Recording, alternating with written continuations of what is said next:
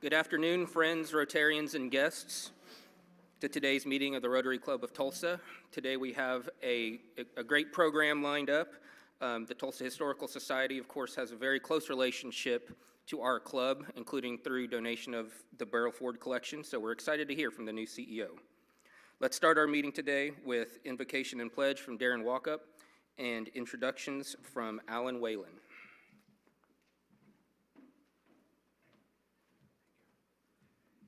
All right, this will be a little bit more of an inspirational message, I think. My fellow Rotarians, you have this power to use language to share your ideas, to touch hearts, to bring about change in the world. As Rotarians, we have the power to speak and to share, to explain and to educate, to inspire and to influence.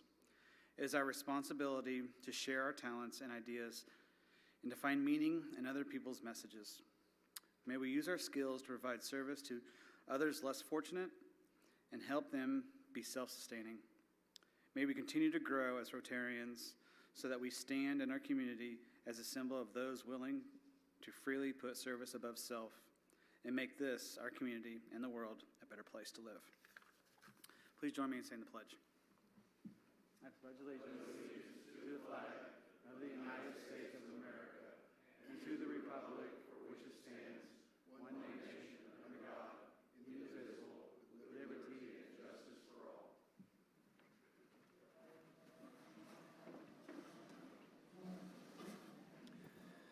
Good afternoon. When I read your names, would you please stand and remain standing and hold your applause until I have gone through all of our Rotarians and their guests. John Croissant has Demaco Ousley. Ryan Katraki has Holly Stanley. Sheree Gardner has Heather Lehman. Gloria McQuaid has Leslie Sadler. And Karen McConnell has last week's speaker, Carl Jones. Welcome to all, and we hope to see you again at the Rotary Club of Tulsa.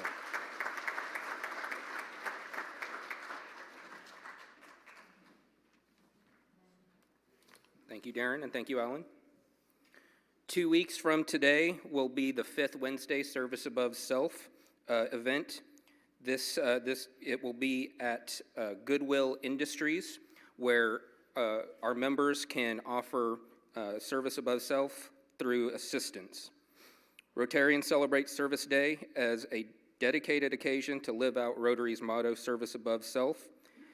The day brings members together to tackle community challenges through meaningful projects and initiatives. It also fosters strong relationships among Rotarians and creates valuable connections within the community. You'll find additional information in the registration link on the Monday message. We particularly encourage our newest members to join in these projects. It is, in my experience, one of the best ways to meet some of your fellow Rotarians and become more involved. So again, please look at your Monday message, sign up. That's 2 weeks from today. Now it's Sarge time. Sarge Barker, come on down.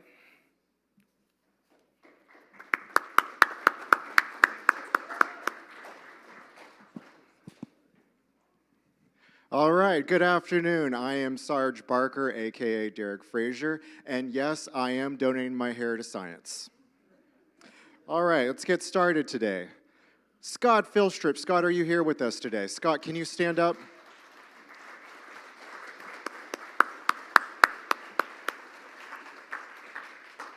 Scott is not only celebrating 83 years, but also his commitment to generosity. And I just want to give him an outstanding ovation. One, for donating $3,000, $1,000 to Songs by Heart, which is the music therapy program, $1,000 to Camp Enterprise, and $1,000 to the Crescendo Music Awards. Scott, thank you so much. We appreciate your generosity, but also Scott wanted to let everyone know, an additional alert, legendary opera and American diva Renee Fleming will be performing in Tulsa May 9th and 10th. Check Tulsa Opera for more details. You will not want to miss it. Now, to play the shell game. All right, now, if you know how this works, everyone who has donated back to the Tulsa Rotary Club Foundation is a potential contestant for the Price is Rotary. And I've done a pre-drawing. David Wagner, if you don't mind coming up front, you were drawn. Come on down. Now, David, have you watched The Price is Right before? Just a few years ago, yes. Just a few years. Okay, all right. Well, maybe you've seen the shell game played here before, a few months ago.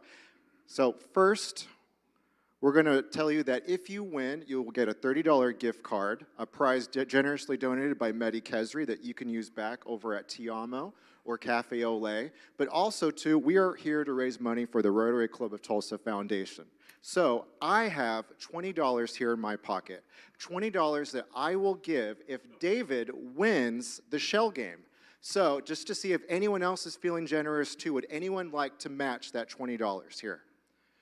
40? Anyone else? 60? 80? We got $80 so far. Anyone else? 100? 120? Should we keep going? 140? Let's keep it going. 140? Anyone else? Anyone else? 160, all right, $160. Okay, David, the pressure is on. Okay. Yes, we will need audience participation for this. So here's how we play the shell game. David, I'm going to give you 4 different items with prices. I want you to tell me if that item is actually higher or lower. If you are correct, we have these little items right here, these blocks, and we have 4 shells. If you're correct, I want you to put the block next to the shell that you think your prize is under. Okay? How are you feeling about this so far? Nervous. Okay, I think you're going to do great.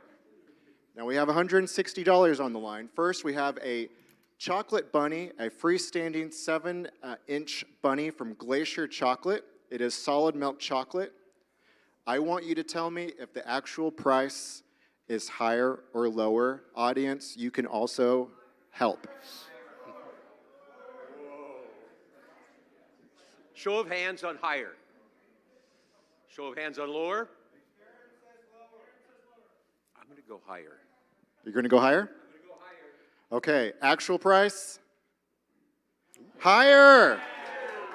All right, so David, I want you to put it next to the one you think is on there. Which one? Just put it in front, whichever one you think it is. So it's like a double guess. Kind of. Well, you have 3 other chances too, so maybe you'll get all 3 right. So, okay. All right, next one. Okay. Do you have grandkids, David? Okay, so maybe Lego Easter Rabbit set, 288 pieces, $22.99 from Walmart. Is the actual price higher or lower? Higher. It is. Good job. All right, put another block down. You have a good chance now, 2 out of 4. Okay. Next one. Now, we don't have a ham. Okay, this is an Easter edition, right? We don't have a ham, but we can focus on what it's cooked in, right? So we have a Samsung 6.3 cubic foot freestanding electric range stove with Wi-Fi, self-cleaning stainless steel, $900. I want you to tell me if the actual price is higher or lower. How many higher? How many lower? You're not getting good help here. I'm going to go with higher. All right, $900? I'm sorry. All right, okay, one more. Excuse me. What's that? Carrots. That's at least. I don't know about that. We did just check these prices recently. But maybe you know about your adult Easter Bunny costumes up on the screen right here. $75 for an adult deluxe Easter Bunny costume. Is the actual price higher or lower, David? Need really a lot of help on this one. Higher. Oh, and I've got it from Brian Jackson, who probably has more costumes than anybody else. So I'm going to go higher. Higher? All right, okay, $75. Actual price? It is higher. All right, so David, put your block down. We're going to find out. All right, so now we have 3 here, 3 blocks. If this is the one with the prize. That means that you've lost, okay? All right, you ready? You won! Great job. Hey, it's right under here. So David, I want to congratulate you. Not only do you have a gift card, but you have helped raise $160 back to the Rotary Club of Tulsa Foundation. Thank you so much. Great job, David. Now remember, you can be a, thank you so much. You can be a Price is Rotary contestant as well, but you have to donate any amount back to the Rotary Club of Tulsa Foundation. So if you did have a commitment to give $20, please put those hands in the air with your money and I will collect. Thank you so much. Thank you, Sarge. And I need to find out where you buy your Legos. I don't think I've ever bought a set for my son for under 30 bucks. So thank you for everybody who's donating and participating. And of course, a special thank you once again to Scott Philstrip and your generosity. Today's Rotarian of the Day is David Bryant. He's a lifelong Tulsan and a grad of Memorial High School and OU. He's president of the Dave Bryant Agency of Farmers Insurance Group. He took over that business in 1984 from his father, Dave Bryant Sr. David is very active with our club and with the other clubs such as the Salvation Army, Monte Cassino, and Operation Aware. He was introduced to Rotary at an early age by his grandfather, Clyde McMasters, a member of the Rotary Men of Note, and his father, a former past president of the Southeast Club. Fun fact, David and his wife, Katie, were grade school sweethearts at Monte Cassino and met in the first grade. Please welcome Rotarian of the Day, David Bryant. You know, a lot of times we say that we met in grade school and banjos start playing, so got to be careful about that. You're in for a treat today. Our speaker is the Executive Director and Chief Executive Officer of the Tulsa Historical Society and Museum. And I think Bob Sade's got a wing there. Just kidding. But he has an incredible educational background. After 9 years on faculty at Bradley University, he became a dean at the University of Hartford in Connecticut. 23 years as a dean. And he has been quoted as no school should endure a dean more than 10 years. What really highlights, though, his educational background is he married an Okie from Muskogee, an Oklahoma girl, an Oklahoma State graduate, pistols firing, right? But a fun fact about him. He retired as the winningest college basketball coach in percentage from Bradley University. It's my pleasure to introduce our speaker today, David Goldenberg.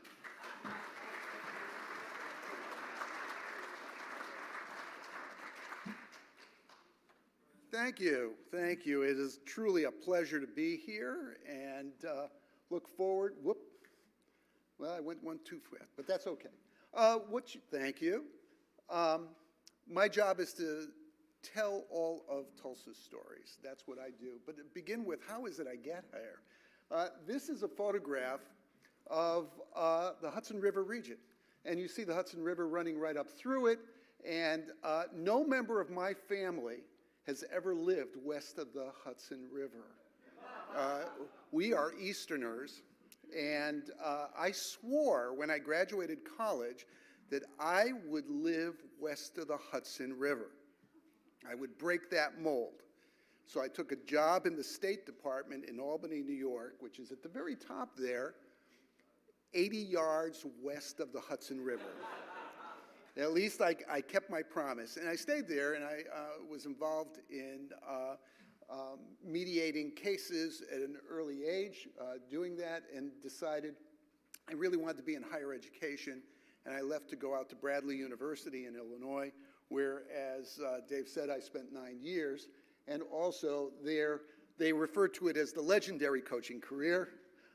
You see, so I was teaching education law, but I also was, if you remember when Bradley and Tulsa were part of the Missouri Valley, and Nolan Richardson was the Tulsa coach, and we'll see your memory here. Anybody remember the coach from Bradley? Dick Versace. So one evening, Dick was called to meet the Versace family, spelled exactly the same way. And Dick turned to me and he said, "You're coaching the team tonight." And I said, "Excuse me, I know nothing of coaching." And he said, "Don't worry, you've got 2 All-Americans on the team, Hersey Hawkins and Jimmy Les." And he said, "You'll be just fine." And in fact, actually what he said is when they're down on offense, just start yelling, "Get back on defense." And that was my strategy most evening, and we won. And I immediately retired as the winningest percentage coach in NCAA Division I with a perfect 1-0 record. I knew when to get out. But I was at Bradley for 9 wonderful years and left to go to Louisville, Kentucky, to Bellarmine University, where I was responsible for Thomas Merton's literary corpus and their study center. So my background in the area of collections and research runs deep, but I was also the chief operating officer of ABI Inform, which is the oldest online database in the world.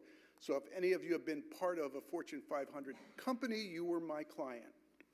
And I was there for 6 years before I left to go to Russell Sage College in upstate New York. So I'm doing this turn.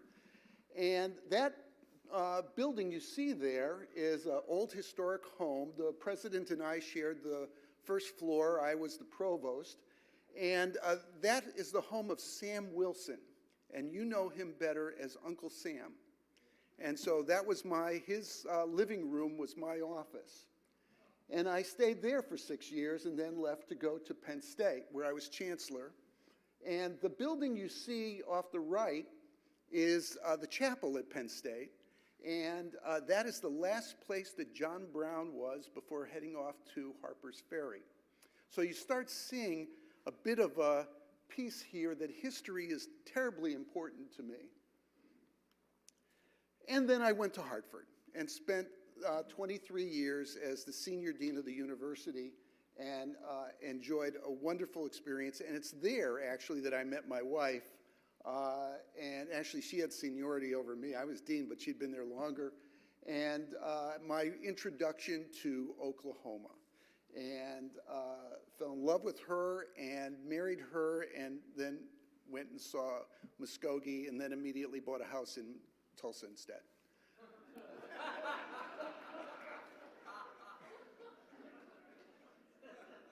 So how is it? By the way, interesting thing. So the legendary athletic career continued. The president of the university called me one night after he had fired the athletic director, and he said, I fired the athletic director, and he was a good friend of mine, and I had nominated him for the presidency. And I said, well, who are you going to put in as the athletic director? And he said, you. And I said, this is a familiar frame. I know nothing about being an athletic director. And he said, yes, but I trust you, and athletics in the United States is out of control. And so I said, how long do I have to do this? He said, 6 weeks. I'll find somebody to take the job.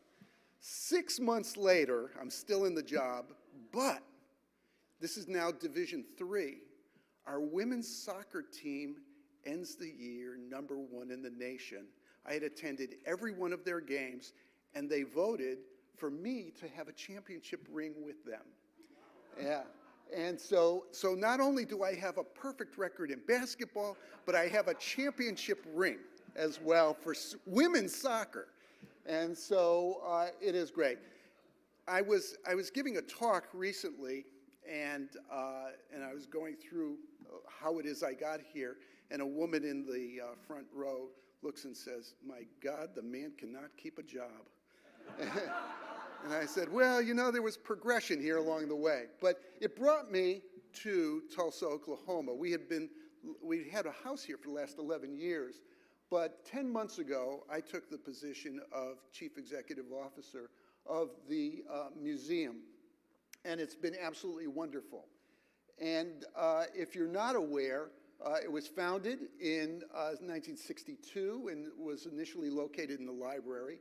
And then, thanks to University of Tulsa, moved over to Gary Place. And then moved to the Thomas Gilcrease House. G.T. Bynum tells me his dad would take him over to meetings, and G.T. would hang out in the attic looking through all the stuff that was the property of the museum.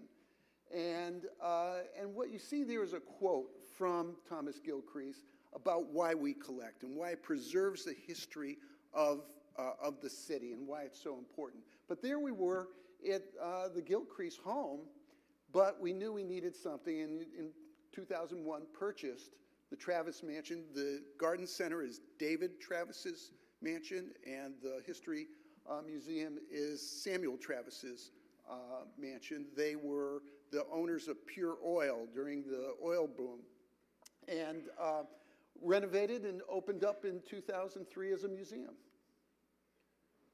Absolutely gorgeous. Well, most people know the museum from Peoria Avenue, the Five Moons. And so when I arrived, this was one of the first things I saw was this, and it's low to the ground. It doesn't say what it is, and I had a real problem. So my very first project was, what could we do with this that gives it prominence in the city of Tulsa? And so I started by creating a garden around them. And my vision was that ballerinas should, as they jump, they should look like they're floating through air. And so I went ahead and got pedestals made of the same stone from the gathering place. I believe in consistency in architecture. And so raised them up from being at ground level. And then you see I surrounded them with Oklahoma tallgrass. They're cut down here for fall, but in the spring now, when they start coming up, you'll see it'll surround the granite, and people will not be able to see it, and you'll see instead the Oklahoma tallgrass.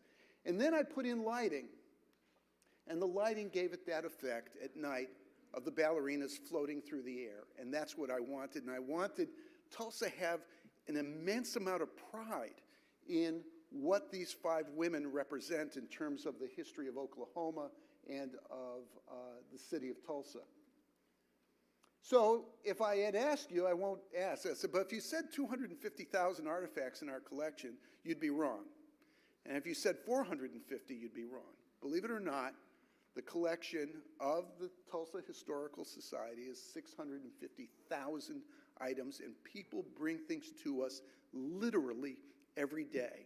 I haven't had a chance to talk to Hannibal, but a woman came in to us just the other day with original photographs from 1921 that was in a family scrapbook that they had saved, and it was some photographs that none of us have ever seen.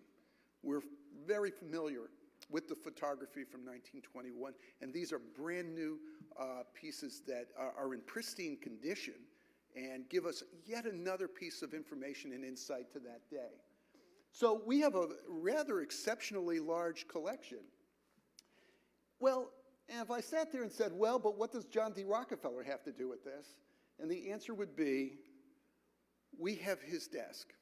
Now, when I first arrived here 10 months ago and the chief archivist was taking me around, he took me here and I said, this is great. I want John D. Rockefeller's desk for my desk.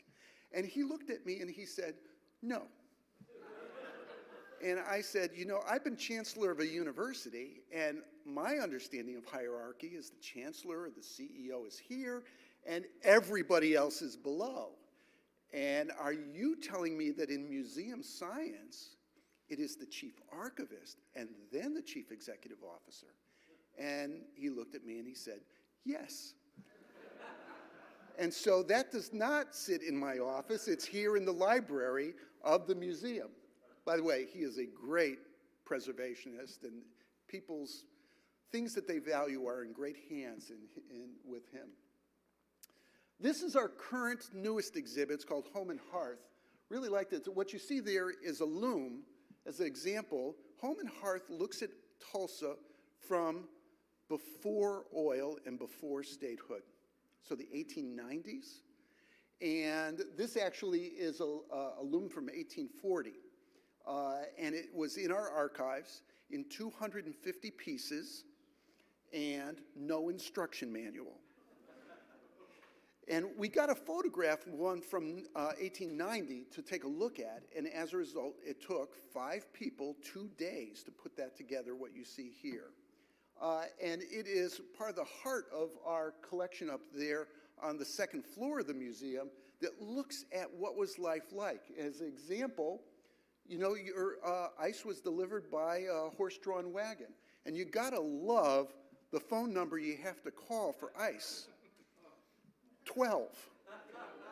You know, when children come to the museum, and we have children all the time, and I say to them, do you know your phone number? Yes, I know my phone number. I said, look at this picture now. Your phone number versus this. And suddenly a light bulb goes off in their head about how things have changed. And then that is a changing experience for a child to see that things do change and evolve over time. We receive, I said, gifts every day. We received a gift of 500 letters between a husband and wife dated between 1944 and 1945. He was in the Navy. She was working in the Douglas bomber plant. She was literally a Rosie the Riveter here, and people really don't know exactly how important the plant here was to winning World War II. But she went ahead and she was sending him letters, and the letter I happen to like in particular is the one that is dated August the 14th, 1945, VJ Day. Now, if you can imagine, you know, in it she tells about how President Truman has given them all 2 days vacation, paid vacation, and how she and her, do you know, what's the iconic photograph from that day? VJ Day. The sailor kid, by the way, interesting thing, the woman brought charges against the sailor. She had no idea who he was. That was the first case of sexual harassment. She, the woman in Tulsa, says to her husband in this letter, you know, we were down in Tulsa looking for sailors, you know, to give them kisses. And what was happening to you? And on the 3rd page of her letter, as women did back then, she had her lipstick on and she kissed the letter. Good night, my sweet husband. And don't you know the chill that went through me when I turned the page to the 3rd, and there was the lipstick just as clear as day as it was in August of 1945. Truly amazing. That inspired me, because one of the things I bring to Tulsa and the museum is that a museum isn't about you coming always to us. It's got to be we bringing the collection to you. So we have a thing called the Collection Chronicles now. I started it in October, where I started with that very letter. And I sent it out to the members of the museum. Actually, a quick show of hands. How many are members of the museum? You get the letter? You enjoy it? Of course you do. I wrote it. By the way, the rest of you, shame on you. This is your museum. You should be members. But I sent it out. I went ahead. Oh, you're not supposed to solicit. I read that. Okay. I went ahead and said we need to send this out to the people of the city, the members, and include a letter and explain why is this so important to the history of Tulsa. Bring the history out to the people. And that's what we've been doing. Followed with the first Oklahoman to be on a presidential cabinet was Patrick Hurley. He was Herbert Hoover's Secretary of War. He became FDR's ambassador to New Zealand, which is a title that does not exist. And then he became, under Truman, the ambassador to China. And the guys in the State Department hated this man because he would not follow diplomatic protocol of if you're meeting a head of state in another country, you wear a top hat and a tuxedo, and you play the part. And he went in wearing an Oklahoma cowboy hat. And the heads of state loved the man. So although the State Department guys weren't thrilled by him, he was from Oklahoma. Heads of state loved having him visit and such. This is the latest. This is the April artifact, which is the woman came in with her father's insignia from his uniform in World War II. We have 3 Tulsans who were in the 13th Armored Division. They are the ones who liberated Buchenwald concentration camp. And they never spoke a word about it to their family. I actually had to sit down with the daughter and explain the heroism of her father, because he never shared that at all. You know, and it was, that was on April 11th, last week. April 12th, General Eisenhower, General Patton, General Bradley show up at the concentration camp, and you may remember the story that Eisenhower insisted all the townspeople from all the towns nearby come in and help clean up the concentration camp, bury the dead, and then said to them, you cannot say you did not know what happened here. He marked that moment in time, so important, you know, and to that. And here was what we're doing, is bringing that story out to you because Tulsans were there. That's what becomes important. So our mission is, we say, is to illuminate the past, enrich the present, inspire the future. We illuminate the past by taking these incredible stories. You know, the Spavinaw.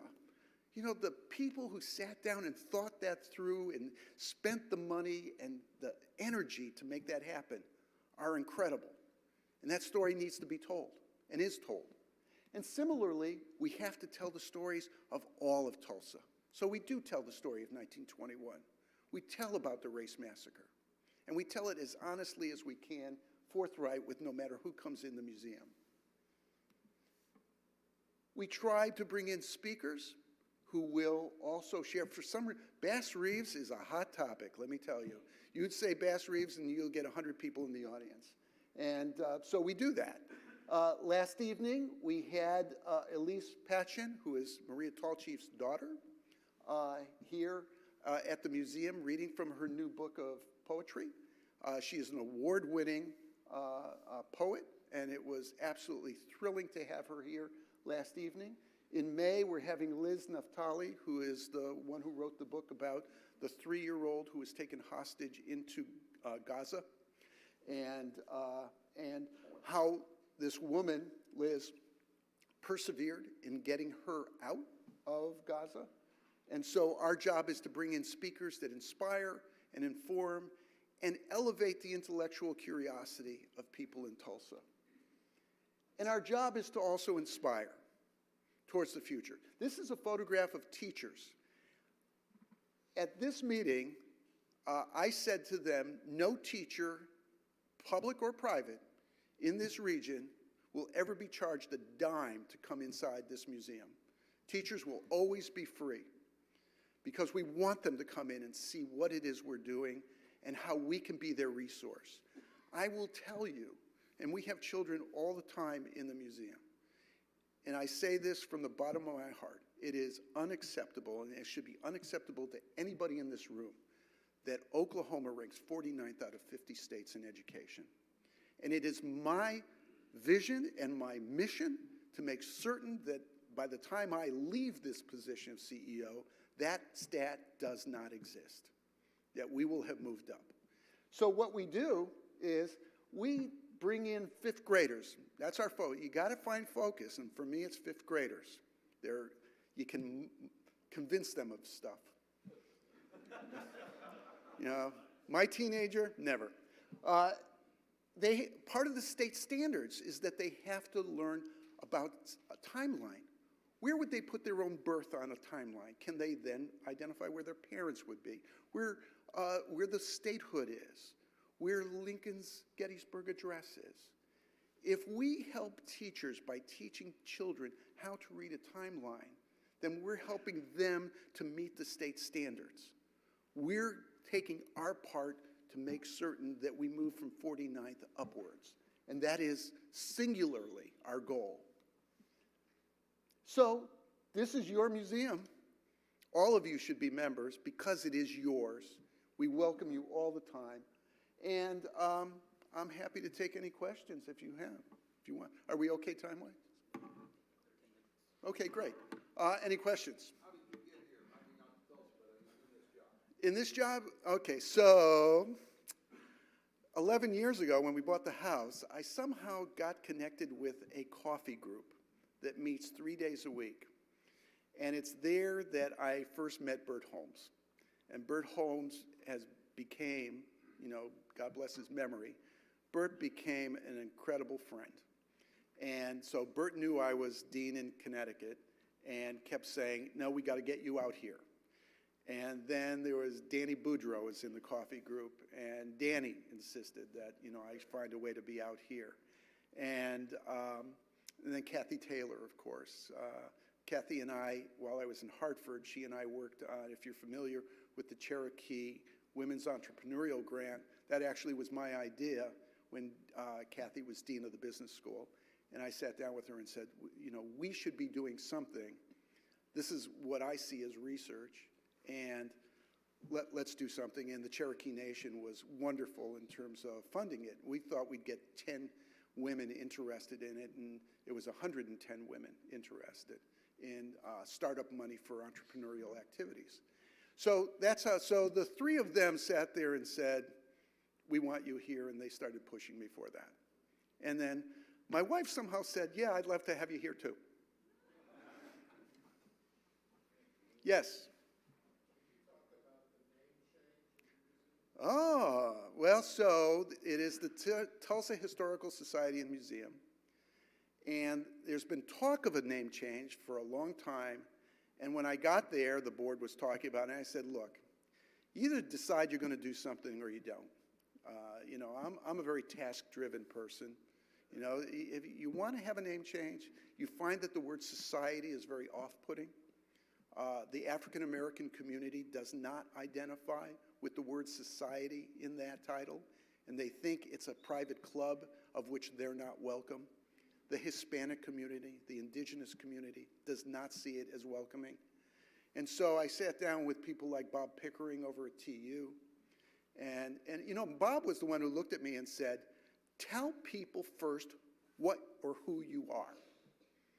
I said, well, we're a museum. He said, that's the first word in whatever you come up with. So none of you are allowed to say this outside this room, but the new name is the Museum of Tulsa History. And it will be open under that name beginning June 12th. Yes? How many of your East Coast friends have come to visit? What are their thoughts of Tulsa? Kind of talk a little bit about that. My brother holds one of the largest collections of Bob Dylan memorabilia. And my brother came out to visit and to donate his entire collection to the Dylan Museum. And so, I was talking to Bert Holmes, funny guy. At 92, he's still collecting. And I sat there, I said, Bert, I'm divesting. I gave some of my Civil War pieces over to the Gilcrease. And I said, stop. Okay, we know. But, he'd call me, Bert would call me and say, oh, I got another piece. So I've had folks from Connecticut, New York, all come out. They love Tulsa. They love the tax rate here. I love the tax rate here. The first thing I did was change my cars from Connecticut to Oklahoma and saved $1,800 a year. And so, it's very interesting to see. But, this area of Oklahoma is very reminiscent of New England. It's why we call it green country. It does not have the vibrant colors of New England, but the colors change and they're beautiful, and they do remind me of the New England fall. And so folks come out in the fall and they're surprised. They think Oklahoma is just brown and flat. Yes? Former sixth grade geography teacher, so I would agree fifth grade's a pretty good age group to work with. But what do you think the most important part of Tulsa's history of the last 50 years has been? So I know sometimes we concentrate on the beginning in the late 1800s, early 1900s. What do you think it is in the last 50 years? Wow. I'm so focused on the past. Finally somebody stumped me. I could say Archie Bradley coming forward out of Broken Arrow to pitch for the Diamondbacks, but That's my wife's cousin. You know, the thing that strikes me, I don't know, it might be earlier than 50, but the manner in which along the river, the care taken 30 years ago about eliminating flooding on the east side of the river really is a remarkable feat in city management to get all the pieces put together to protect that side of the river and to move things back and to protect it.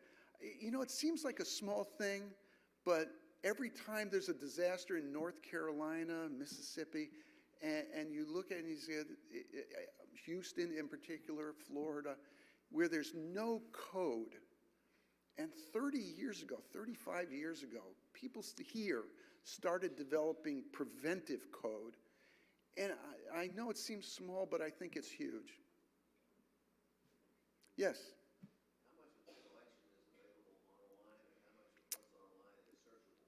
Boy, first of all, go to the website, www.tulsahistory.org, and you can go right into the photography that's available.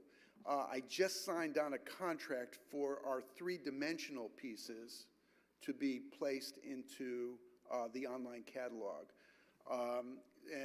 So I wanted that money spent immediately to upgrade that. But we probably, you're on the collection go, isn't it like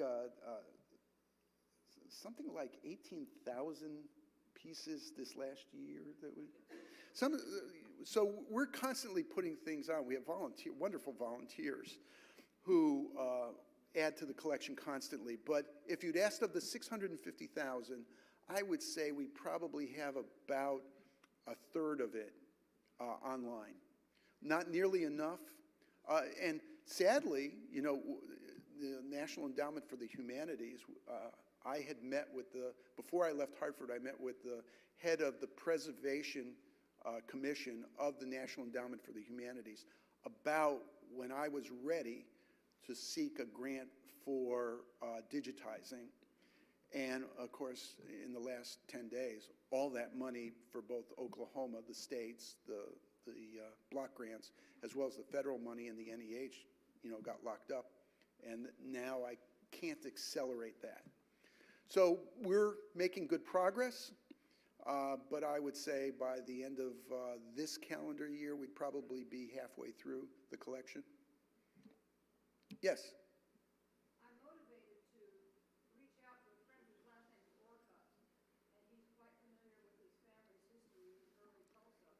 And I will reach out to him after this meeting, but I'm wondering how many people here have, I would guess several people in this room have ancestors who were significant in the founding of early Tulsa. Absolutely. Not like you need more artifacts. No. That's, you know, every person who has a mother that threw out their baseball cards sits there and understands the notion of not throwing things out. And so, you know, if people just threw, I wouldn't have those 20. Somebody could have said, oh, there's enough photographs about 1921, or I'm tired of hearing about 1921. And instead that person said, I am bringing these to the museum because they're a piece of the puzzle. And every piece brings us to a better sense of what was taking place there. And so, yes, tell your friend, come in, and we will gladly take a look at anything they've got. Yes? How are you using AI to enhance the collection and let people know what you got? You know, a quick story. My son, Vice President for Investments with J.P. Morgan, calls me one day and says, Dad, I want to get you in an IPO. I said, okay, what is it? He said, it's called Netflix. And I said, what's that? And he said, it's streaming video. And I said, what's that? And he said, I want you to get in this. I said, no, son. I said, I love Blockbuster. And I go in and I meet some friends and I look at the box and I see what it's about, and you grab some Twizzlers on the way out. I says, I'm fine with that. He said, Dad, you are a dinosaur. And I could have gotten Netflix for $12 a share, and I didn't. And all his clients are very wealthy, and I am not. And so the answer to your question is I am a dinosaur, and I have other people who are in AI and studying it for our next exhibit, which is going to be a blockbuster, but it'll be, you know, I was hoping you'd get that, but in 2026, it will be 3 nations, 1 city. And we'll bring together for the first time the 3 tribal nations from this region into a single exhibit at the museum. And it is very complex and time-consuming and about relationship building. But we are going to do this, and it will knock your socks off. And so much of it will be AI. And I'm looking forward to it as much as anyone else, you know. So yes, we're into it, but not me. Yes.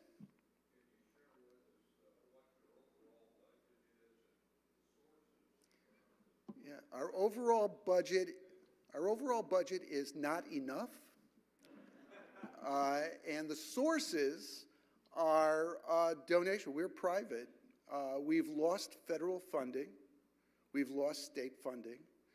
But we're not dependent on it. You know, we're not Harvard having lost $2 billion.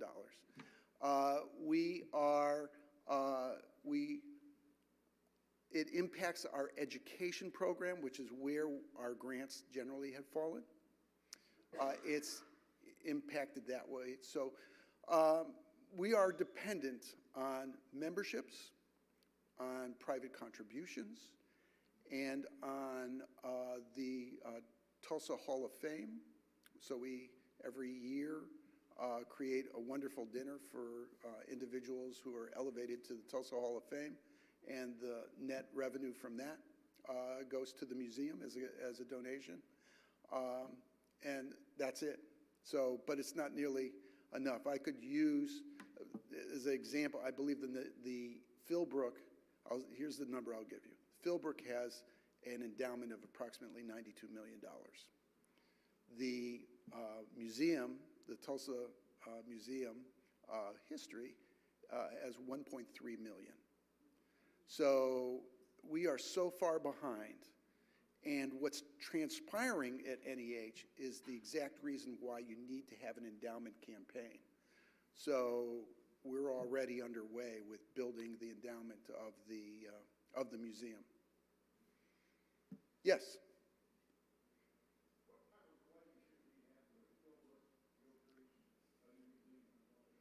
Well, the Gilcrease has several of my pieces, so they love me. But the Philbrook, my wife and I have been members of the Philbrook and the Gilcrease long before I ever took this job. We love both institutions. And, by the way, add Crystal Bridges onto that as well. The relationship we have is our staffs go back and forth supporting each other. And it really is a terrific relationship. I'd love for us, actually we're doing a collaborative with the Sherwin-Miller Museum, the Buchenwald, the 13th Armored Division patch.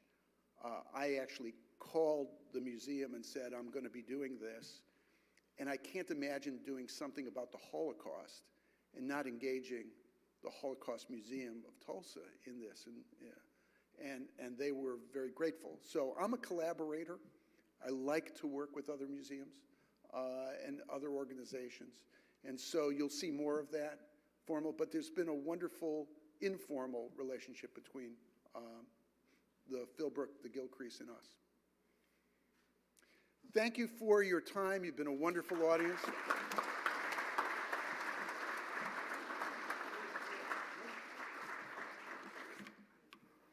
Thank you, David. That was very informative, and based on your athletic prowess, I'm going to invite you to every Oklahoma State football game this year because we need your magic. So,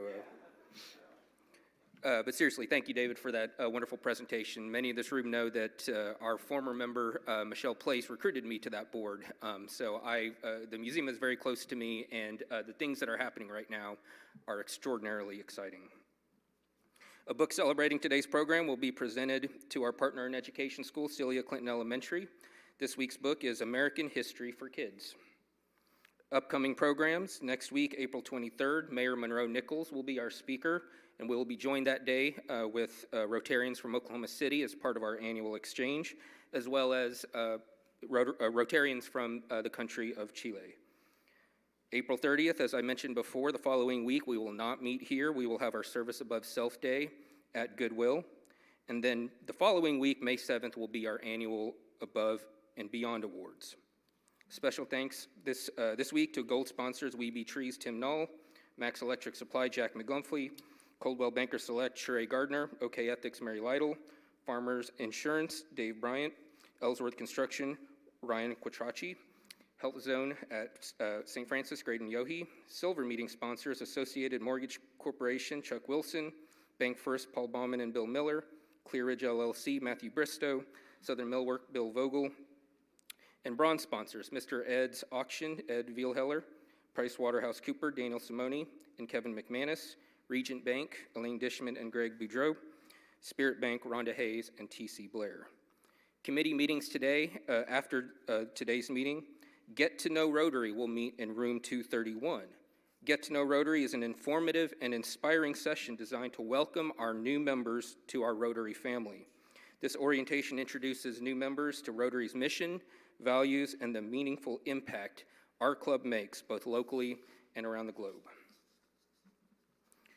In the spirit of today's presentation, Tulsa does have a long history of professional baseball dating back to 1893.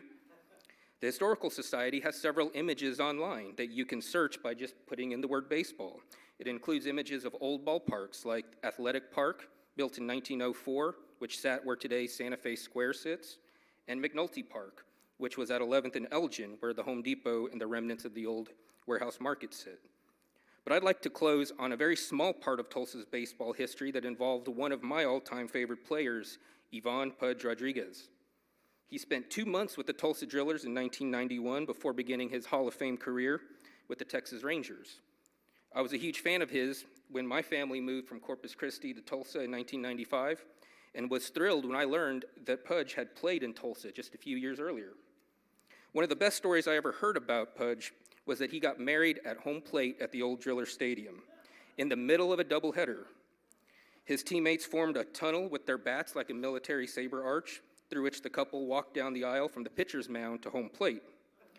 The story continued that immediately after that ceremony, Pudge got called up to the majors. He hopped on a plane to Chicago and started that night versus the Chicago White Sox. There are pictures and videos of this ceremony, and the TV announcers during that White Sox game mentioned on air that the rookie had been married that morning. Until very recently, that was my understanding of what had happened, but it turns out it's only partially true. The photos and videos online that you can look up, they are authentic, but they're of a rehearsal held the day before that wedding was supposed to happen. According to his autobiography, Pudge was in fact called up to the majors on the day of his wedding, but he got the call before the games even started, and his ceremony was canceled, so he could hop on the plane and make it to Chicago on time. The couple, in fact, wed several months later. That story, although slightly different than what I recall, I still think is fun, and it's my opinion that Pudge is still the best baseball player to ever wear a Tulsa uniform. In 2016, he became the first player to have his number retired by the Tulsa Drillers. Thank you for being here today, and don't forget to look up your email and sign up for next week's, for the Service Above Self at Goodwill 2 weeks from today. We're adjourned.